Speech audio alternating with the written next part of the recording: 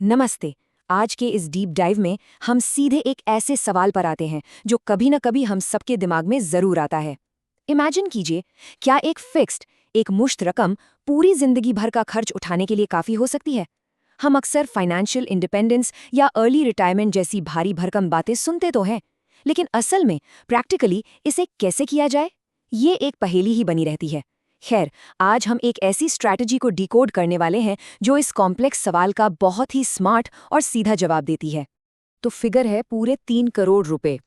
सुनने में ही ये रकम बहुत बड़ी लगती है ना? किसी को भी लगेगा कि यार इतना पैसा मिल जाए तो बस जिंदगी सेट है।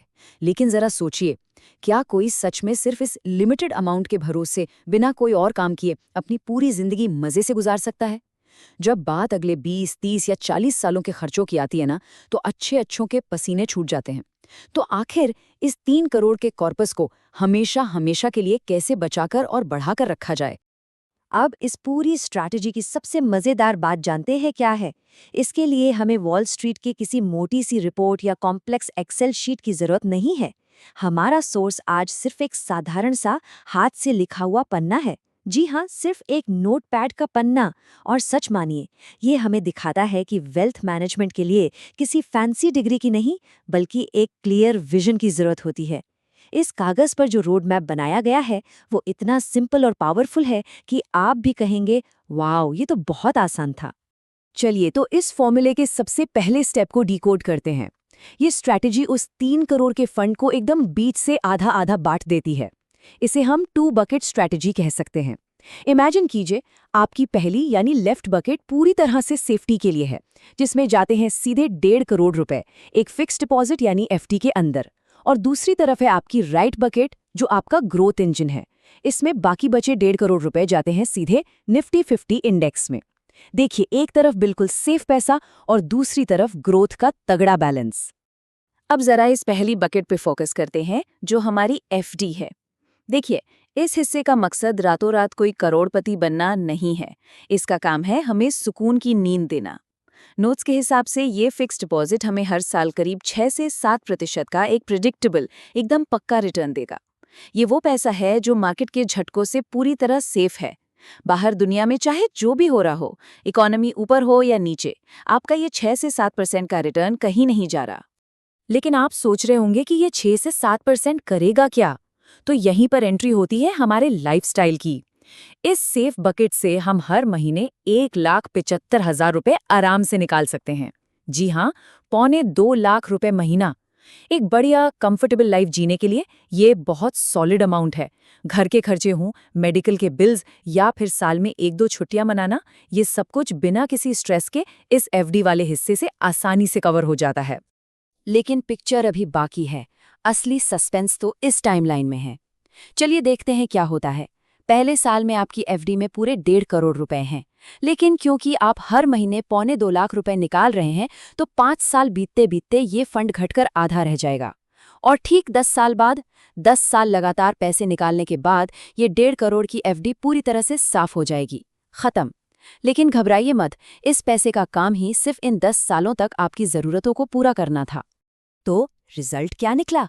पूरे 1 दशक के बाद हमारी वो सेफ बकेट बिल्कुल खाली हो चुकी है, एकदम जीरो। अब ऐसे पॉइंट पर तो कोई भी इंसान पैनिक कर जाएगा, राइट? आप सोचेंगे कि भाई, जिससे घर का खर्च चल रहा था वो अकाउंट ही खाली हो गया, अब आगे क्या होगा? क्या सफर यहीं खत्म? लेकिन बस यहीं पर इस कहानी में एक बहुत बड़ा ट्विस्ट आता है और हमारी दूसरी बकेट की धमाकेदार एंट्री होती है।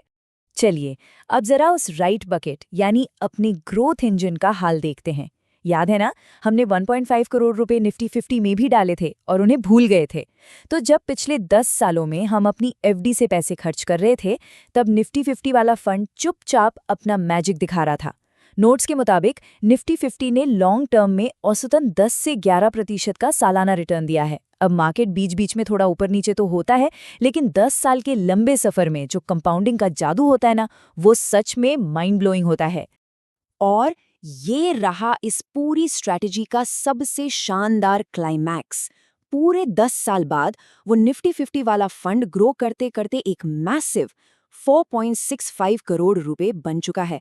जरा सोच कर देखिए, आपने 10 साल तक हर महीने 2.25 लाख रुपए उड़ाए, एक पूरी बकेट को जीरो कर दिया, और फिर भी 10 साल बाद आपके पास शुरुआत के 3 करोड़ से कहीं ज्यादा पैसा है, पूरे 4.65 करोड़। हमारे ग्रोथ इंजन ने ना सिर्फ सारे खर्च किए हुए पैसे की भरपाई कर दी, बल्कि हमें एक बहुत बड़ा प्रॉफिट भी दे दिया। अब इस पूरी कैलकुलेशन का असली मास्टर स्ट्रोक उस हाथ से लिखे नोट के बिल्कुल आखिर में है, एक साइक्लिकल रीसेट। मतलब अब इस नए 4.65 करोड़ का क्या करना है? सिंपल, इसे फिर से 2 बराबर हिस्सों में बांट दीजिए। अब आपकी नई एफडी बकेट में जाएंगे 2.33 करोड़ रुपए और नई निफ्टी 50 बकेट में भी जाएंगे 2.33 करोड़ रुपए। और बस अगले 10 साल का लूप फिर से शुरू। ये बिल्कुल एक ऐसी परपेचुअल मशीन की तरह है जो खुद को ही बार बार फ्यूअल करती रहती है। अमेजिंग है ना? लेकिन रुकिए, हम इस डीप डाइव को बिना एक सॉलिड रियलिटी चेक के खत्म नहीं कर सकते। पेपर पर तो ये 3 करोड़ की स्ट्रेटेजी एकदम फ्लॉलेस और जादुई लगती है, पर क्या रियल लाइफ इतनी ही सिंपल होती है? हमें खुद से एक बहुत जरूरी सवाल पूछना होगा। इस पूरे शानदार प्लान में महंगाई यानी इन्फ्लेशन की जगह कहाँ है? क्या 10 साल बाद भी 1,75,000 की वैल्यू आज की जितनी ही रहेगी? बिल्कुल नहीं। और क्या टैक्सेस हमारे रिटर्न का एक बड़ा हिस्सा नहीं काट लेंगे? क्या सच में ये छिपी हुई आर्थिक ताकतें इस 10 साल के लूप को जिंदगी भर ऐसे ही चलने देंगी? इस बहुत ही दिलचस्प और क्रिटिकल सवाल के साथ हम आज के इस सेशन को यहीं खत्म करते हैं। सोचिएगा जरूर, और हमेशा की तरह चीजों की गहराई में जाते रहिए।